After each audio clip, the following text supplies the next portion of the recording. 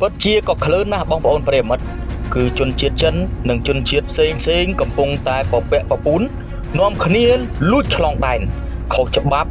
នៅតាមតំបន់ប្រទាត់ព្រំដែនមួយចំនួនស្ថិតនៅក្នុងស្រុកឆែបខេត្តព្រះវិហារ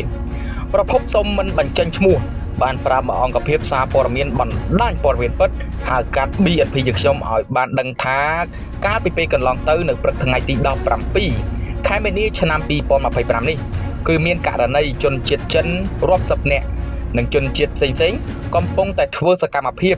ដោយលួចឆ្លងដែនដោយខុសច្បាប់នៅត្រង់ចំណុចកំពង់ចម្លងកំពង់ស្រឡៅនិងចំណុចទឹកធ្លាក់និមិត្តក្នុងភូមិសាស្ត្រឃុំឆែបមួយស្រុកឆែបខេត្តព្រះវិហារដើម្បីនឹងដឹកបន្តចេញទៅទីក្រុងភ្នំពេញនិងខេត្តព្រះសីហនុប្រភពព័ត៌មានបានបន្តទៀតយ៉ាងដូចនេះបណ្ដាថាករណីជនជាតិចិនឆ្លងដែនដោយខុសច្បាប់ខាងលើនេះគឺកំពុងតែចូលដោយសេរីយ៉ាងអនាធិបតេយ្យតាមច្រកខាងលើគឺមានការរៀបចំជាប្រព័ន្ធតែម្ដងដោយមានតែកងឡានជាជនជាតិខ្មែរហើយមកដល់ពេលនេះគឺអង្គភាពយើងខ្ញុំក៏ពុំអាចសុំការបកស្រាយបំភ្លឺពីលោកតាន់កំលែងស្នងការរងនៃស្នងការនគរបាលខេត្តព្រះវិហារទទួលផែនអន្តោប្រវេសន៍នៅឡើយទេដោយទូរស័ព្ទរបស់គាត់តាក់ទងពុំបានព័ត៌មានខាងលើនេះខ្ញុំសូមសំណូមពរទៅដល់សមត្ថកិច្ចពាក់ព័ន្ធនៅក្នុងស្រុកឆែបខេត្តព្រះវិហារ